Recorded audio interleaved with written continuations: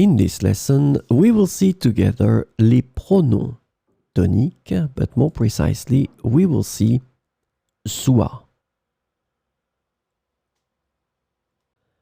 So, this lesson is about soit,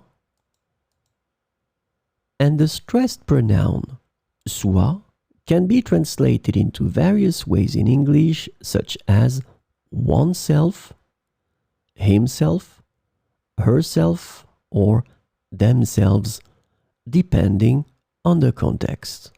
So we will see some examples with soi. Chacun pense à soi.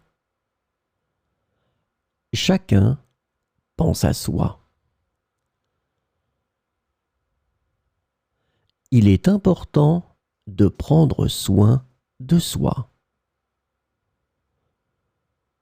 Il est important de prendre soin de soi.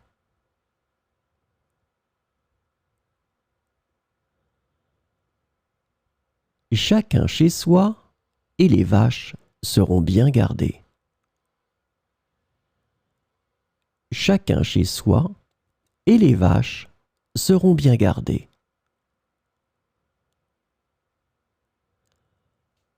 On doit être vrai envers soi-même.